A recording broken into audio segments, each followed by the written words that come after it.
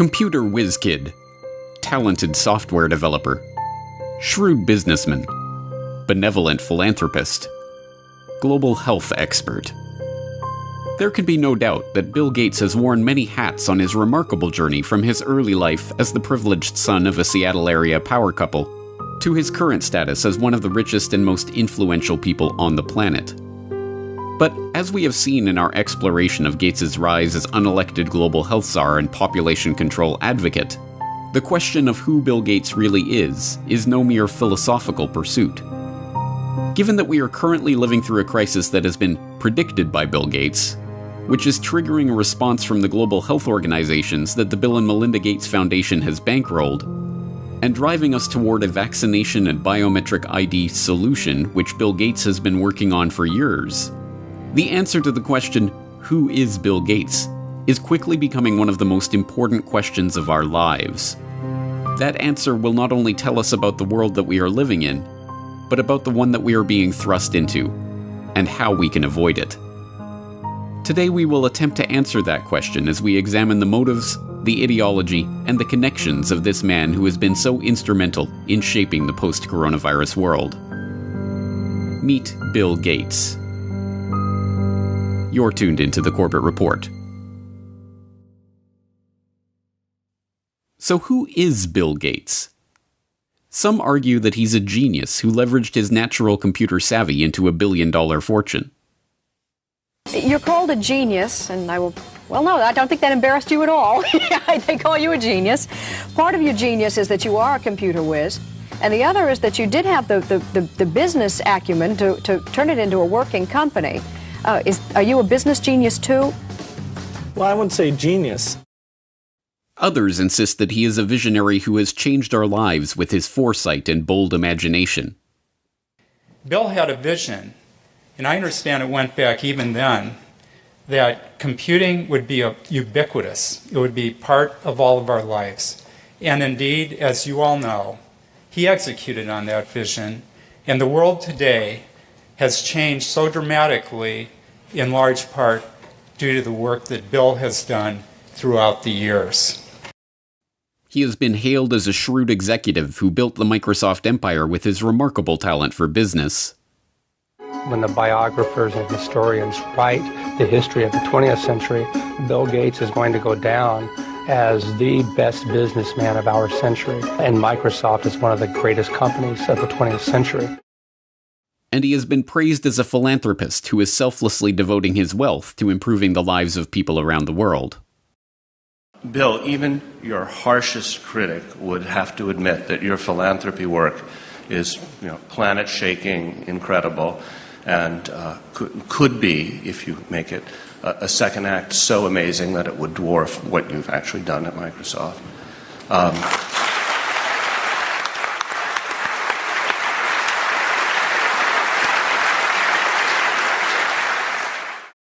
But, like anyone of his status, he has his detractors.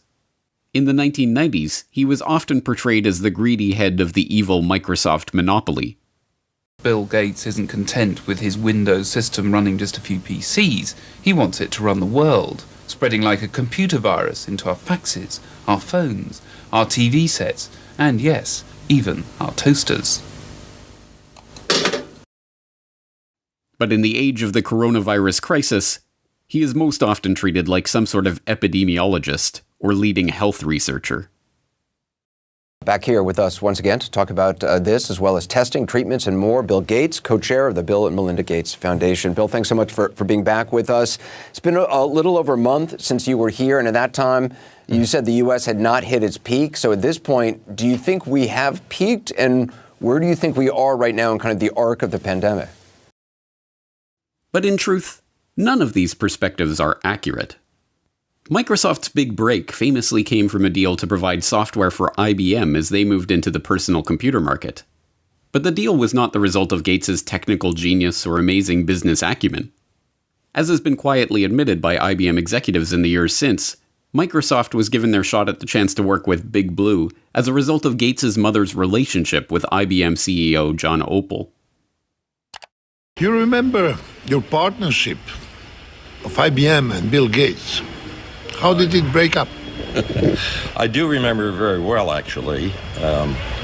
Bill Gates, at the beginning of our relationship with him, was living on pizza and Pepsi-Cola in Albuquerque, New Mexico.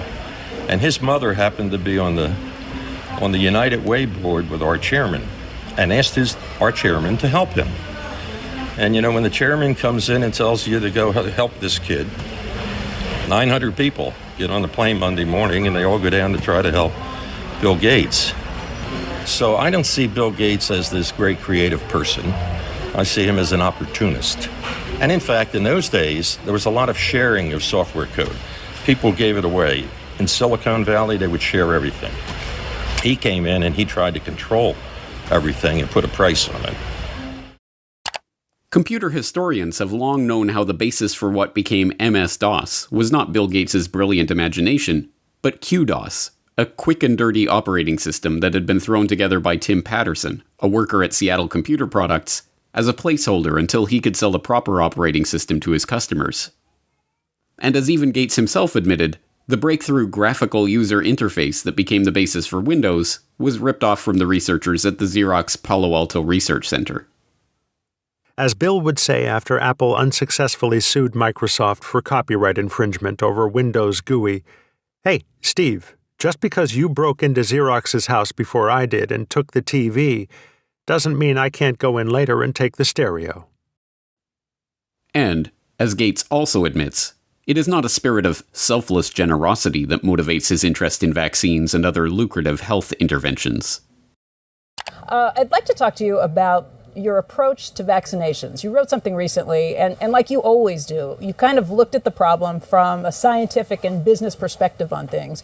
You've invested $10 billion in vaccinations over the last 2 decades, and you figured out the return on investment for that, and it kind of stunned me. Can you walk us through the math? We see a phenomenal track record. It's been $100 billion overall that the world's put in. Our foundation is a bit more than $10 billion. But we feel there's been over a 20-to-1 return. So if you just look at the economic benefits, that's a pretty strong number compared to anything else. As we have seen, Gates's philanthropic investment scheme has paid off well, with his $50 billion net worth having ballooned to over $100 billion after his decade of altruism in the vaccine market. As critics of his foundation have repeatedly pointed out, the 9 million people who die every year of hunger would be best served by securing food supplies, running water, and other basic necessities, not costly medical interventions for rare diseases. But there is no return on investment to be made from that kind of charity. No, this is not about charity. It is about control. The population control grid that Gates has been quietly funding into existence for the past decade, a biometric identification system tied to a digital payments infrastructure that will be used to track, catalog, and control every movement, every transaction, and every interaction of every citizen, is just now coming into view. But the real question is, why is he doing this? What drives a man like Bill Gates, a man rich beyond the wildest dreams of avarice, to spend his time and invest his fortune in schemes to control the population? To find the answer to that question, we have to examine Gates's family background. Bill Gates, it should not be surprising to learn, was born into money. His great-grandfather, J.W. Maxwell, was the president of National City Bank in Seattle. His grandfather, Willard, was also a banker, and his grandmother, Adele, a prominent Seattle civic leader. Bill Gates' mother, Mary Maxwell Gates, was a scion of the Maxwell banking family and, by all accounts, as hard-driving as her forebears. She served as a director of several companies, including First Interstate Bancorp and KIRO-TV of Seattle. She served as a regent at the University of Washington, and she was appointed to the board of the United Way of America, where, as we have seen, she persuaded IBM CEO John Opel to help her son in his fledgling software development career. Bill's father, William H. Gates Sr., was a prominent Seattle area lawyer. He co-founded a powerful law and lobbying firm, helped Howard Schultz in his bid to buy Starbucks, served on the boards of numerous companies and organizations, and, along the way, had a profound influence on his son's life and career. My dad was large presence, both physically and in terms of his wisdom. He worked very hard, so he'd leave in the mornings, often before we had breakfast, and get home in time for dinner. I always looked up to my dad in terms of how hard he worked. At the dinner table, my dad would go through various lawsuits and expect us to follow along. He had high expectations.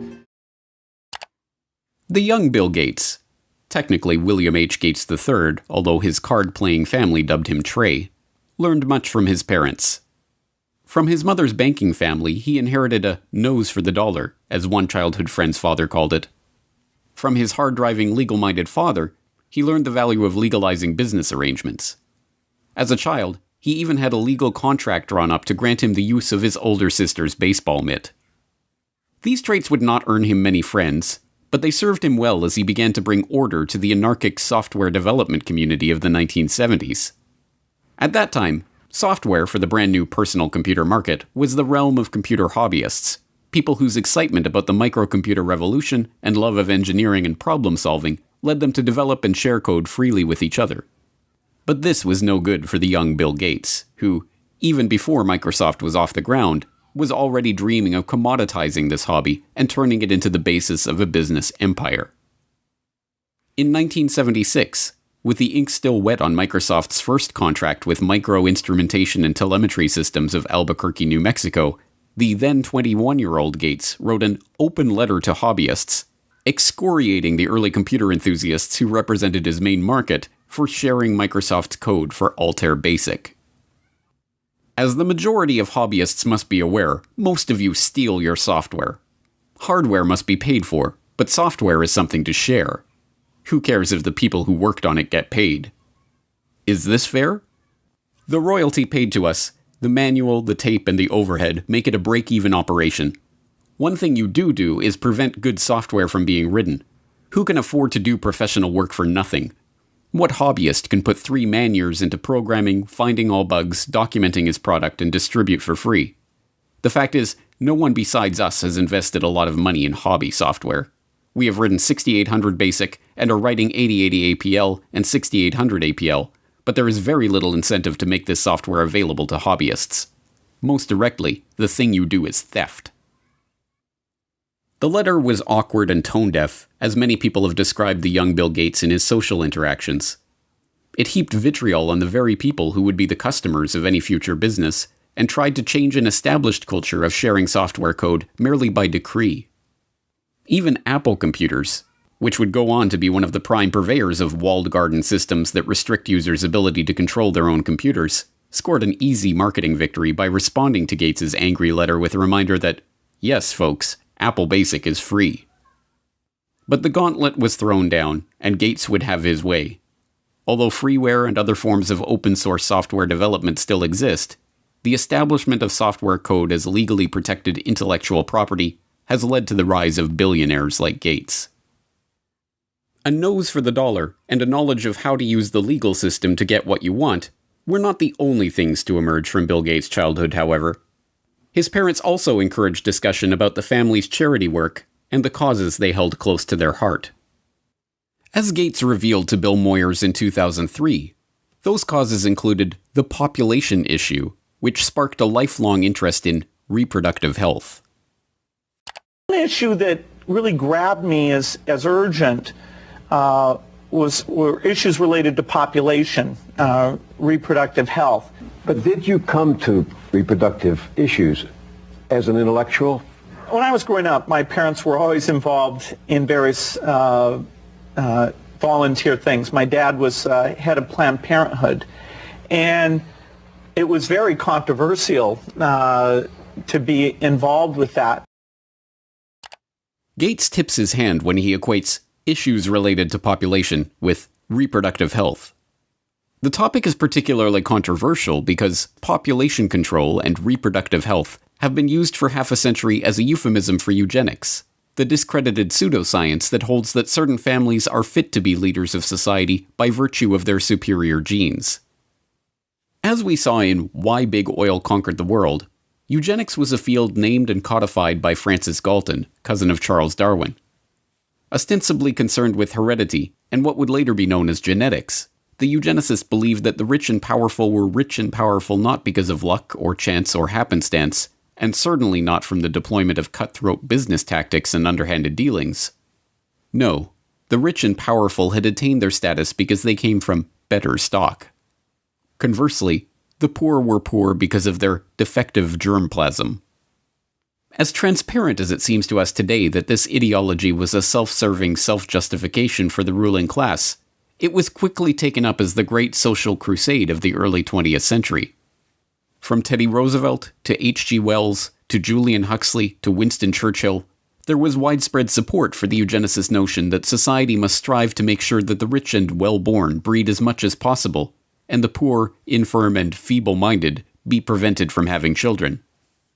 A common eugenicist argument was that the scarce resources of society should not be used to support the lower classes, as that only encouraged more of their kind. Instead, life-saving medical care and intervention should be rationed so that those resources can be best put to use elsewhere. So-called negative eugenicists even took things further, with some, like famed playwright George Bernard Shaw, calling for people to be called before a state-appointed board to justify their existence or be put to death. But there are an extraordinary number of people whom I want to kill. Not in any unkind or personal spirit, but it must be evident to all of you, you must all know half a dozen people at least, who are no use in this world, who are more trouble than they are worth. And I think it would be a good thing to make everybody come before a properly appointed board, just as he might come before the income tax commissioners, and say every 5 years or every 7 years, just put him there and say, sir or madam, now will you be kind enough to justify your existence? But in the post-World War II era, as the name of eugenics became tarred by association with the Nazi atrocities, the talk of death panels and other harsh eugenicist notions was dropped from public conversation. Now, the quest to reduce the size of the poor population was spoken of as population control and reproductive health. Still, occasionally, these old negative eugenics ideas are revisited in moments of candor.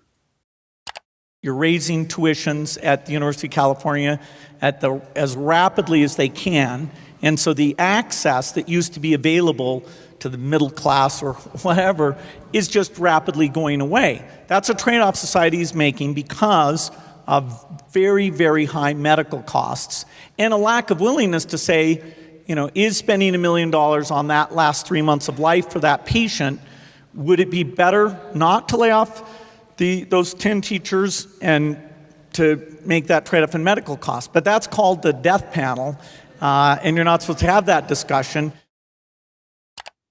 It is worth questioning why this man, who openly muses about death panels and the trade-offs of providing healthcare to the elderly, is to be taken completely at face value in his attempts to slow population growth in the Third World, or to handle a coronavirus health crisis that primarily affects the elderly. That the Gates agenda is being driven by a eugenicist ideology is suggested by multiple lines of evidence, both historical and current. As we have also seen in Why Big Oil Conquered the World, the Rockefeller family was instrumental in funding and promoting eugenics, both in America and overseas. The Rockefellers helped fund the Eugenics Record Office. The founding director of the Rockefeller Institute for Medical Research, William Welch, sat on the ERO's board and helped direct its activities. The Rockefellers sponsored the studies of the eugenics researchers at the Kaiser Wilhelm Institutes in Germany, including Ernst Rudin, who would go on to draft Nazi Germany's forced sterilization law. And, when the American Eugenics Society became embarrassed of its own name, its longtime director, Frederick Osborne, merely took over as president of the Rockefeller-founded Population Council. This dedication to the cause of public health did not escape the approving gaze of Bill Gates Sr. In a chapter of his 2009 book, Showing Up for Life, called Walking with Giants, he writes admiringly of the Rockefellers and their influence in the field. Every corner we've turned in the field of global health, we've found that the Rockefellers were already there and had been there for years.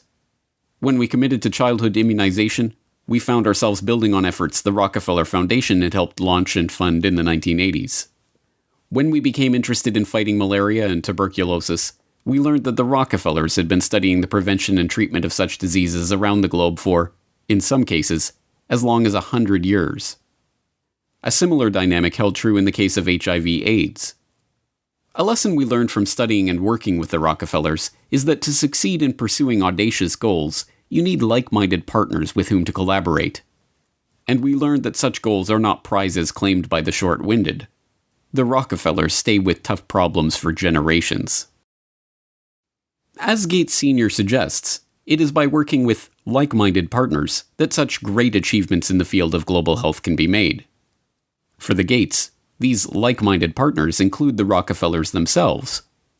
Bill Gates Sr. got to discuss global health, agriculture, and environment with the likes of David Rockefeller Sr. and David Rockefeller Jr. at a meeting on Philanthropy in a Global Century at Rockefeller University campus in 2000. And Bill Gates, as we have seen, co-hosted a meeting on reducing the population with David Rockefeller in 2009. But the most salacious hints of a deeper agenda are not to be found in the Gates' public associations, but in the associations that they have tried to hide from the public. Jeffrey Epstein may be dead, but this story isn't. A shocking new report from the New York Times sheds light on the connection between Microsoft founder Bill Gates and the late Jeffrey Epstein. After Gates' name came up in connection with Epstein and MIT Media Lab, Gates gave a statement to the Wall Street Journal where he insisted he did not have any business relationship or friendship with Epstein. But new reporting from the New York Times outlines numerous meetings between Gates and Epstein and a conversation with Bill and Melinda Gates' foundation, a connection between their foundation and J.P. Morgan to set up a charitable fund that would financially benefit Epstein. You know what I want to know? Why? Beginning in August of last year, a string of information connecting Bill Gates to convicted sex offender Jeffrey Epstein began to emerge. Flight logs revealed that Gates had flown on Jeffrey Epstein's private jet. An email surfaced showing disgraced MIT Media Lab director Joi Ito, who resigned from his position after it was discovered that he had helped cover up Jeffrey Epstein's identity as an anonymous donor to the lab, informing his staff that a $2 million donation to the lab in 2014 was a gift from Bill Gates, directed by Jeffrey Epstein.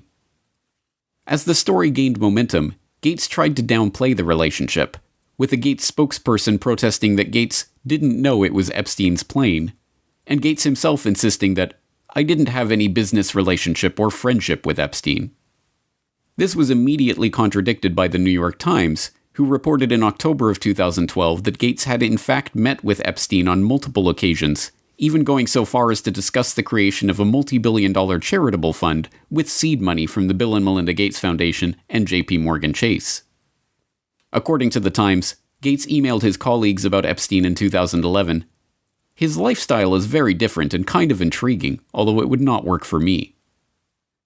Epstein's will even named Boris Nikolic, a Harvard-trained immunologist who served as the chief scientific advisor to both Microsoft and the Bill and Melinda Gates Foundation, and who appears in the sole publicly known photo of Epstein and Gates' 2011 meeting at Epstein's Manhattan mansion, as the backup executor of Epstein's estate. It is not difficult to see why Gates would try to distance himself from his relationship with a child sex trafficker. Epstein, after all, is suspected of ensnaring high-ranking politicians, businessmen, and even royalty in an intelligence-directed honeypot operation, recording them in the act of sexually abusing underage girls and using that evidence as blackmail. But, as it turns out, the attempt to suppress the Gates-Epstein story may have been an attempt to suppress the revelation of an altogether different shared interest. Sources say several accusers have come forward in New Mexico, where Epstein owns a sprawling ranch. According to a new report published in the New York Times, not verified by NBC News, Epstein wanted to use the ranch for controlled breeding, using his DNA to improve humanity. Citing 2 award-winning scientists and an advisor to large companies and wealthy individuals, the article reports Epstein surrounded himself with leading scientists and would tell them he wanted to have 20 women impregnated at a time on the ranch. The already scarcely believable Jeffrey Epstein story took another bizarre turn in August of 2019, when it was reported that Epstein hoped to seed the human race with his DNA. As the New York Times explained, Epstein's plan to impregnate 20 women at a time at his New Mexico ranch in order to seed the human race with his DNA, a plan he told to a number of the scientific luminaries he kept in his orbit, put a modern gloss on a very old idea. Mr. Epstein's vision reflected his long-standing fascination with what has become known as transhumanism, the science of improving the human population through technologies like genetic engineering and artificial intelligence. Critics have likened transhumanism to a modern-day version of eugenics, the discredited field of improving the human race through controlled breeding. Epstein's interest in genetics led him to sponsor a number of scientists working in the field, including George Church, a Harvard geneticist whose lab received funding from Epstein's foundation from 2005 to 2007 for cutting-edge science. Church publicly apologized for his connection to Epstein, which included several meetings a year from 2014 onward. This was neither the first nor the last time that this unassuming Harvard biologist, whose cutting-edge science often strays into controversial areas, caused a public scandal. In 2019, Church proposed a genetics dating app, which was immediately denounced as applied eugenics. Church also acted as scientific advisor to Editas Medicine, a startup seeking to use the genome editing tool CRISPR-Cas9 to eliminate diseases by deleting the parts of a genetic code responsible for the illness. In 2015, the company announced it had raised $120 million from a group led by Epstein's appointed backup executor, Dr. Boris Nikolic. Naturally, that group of investors included Bill Gates. Yes, Bill Gates is certainly following his father's advice to collaborate with like-minded partners. So the question remains, is Bill Gates motivated by eugenics? Given that eugenics went underground over half a century ago, we are unlikely ever to unearth a frank admission along those lines from Gates himself. After all, there are no longer any card-carrying members of the American Eugenics Society. The society was rebranded in the 1970s when, as the society's founder noted, it became evident that changes of a eugenic nature would be made for reasons other than eugenics, and that tying a eugenic label on them would more often hinder than help their adoption. But there was an American Eugenics Society in the 1920s, and it just so happened to boast a William H. Gates on its member roster. But perhaps that is just a coincidence. And there was an American Eugenics Society in the 1960s, when William H. Gates II was preceded as head of Planned Parenthood by Alan Guttmacher, who simultaneously served as the director of the American Eugenics Society. And perhaps it was coincidence that the Bill and Melinda Gates Foundation organized their London Summit on Family Planning, at which the Gates recommitted themselves to funding population control in the Third World, in July 2012, on the anniversary of the first International Eugenics Congress, held in London exactly 100 years prior. And perhaps it is reaching to compare the young Bill Gates' dating preferences to the genetic-based dating favored by modern-day eugenicists. I interviewed several women who had dated Bill just briefly, and one told me the very first question Bill asked her was, "What did you score on your SAT test?" You know, this is not exactly, you know, what a young woman wants to hear. For Bill Gates, though, he had scored a perfect 800 on his math portion of the SAT, and this was a matter of pride with him, and he wanted to make sure whoever he was dating, you know, had scored a pretty high grade. No. We cannot expect an answer about Bill Gates' true motives to come from Gates himself. By this point, the question of Bill Gates' intentions has been buried under the combined weight of hundreds of millions of dollars of paid PR spin. Like the Rockefellers before them, the Gates have long since learned the secret of enlarging their family fortune, not to mention their control over the human population, by donning the mask of philanthropy. There are many perspectives on Bill Gates. Depending on who you ask, he is a computer savant, a genius businessman, or a saintly philanthropist. But all of these perspectives have been brought to you through PR outlets founded or funded by the Bill and Melinda Gates Foundation. Bill Gates is no longer a subject for historians, but hagiographers. Now we must confront the question of why this man is motivated to build such a web of control. Control over our public health agencies. And for all 193 member states, You must make vaccines a high priority in your health systems to ensure that all your children have access to existing vaccines now and to the new vaccines that have recently become available. Control over our identities. And the lack of an ID system is a problem, not just for the payment system, but also for voting and health and education and taxation. And so it's a wonderful thing to go in and create a broad identification system. Control over our transactions.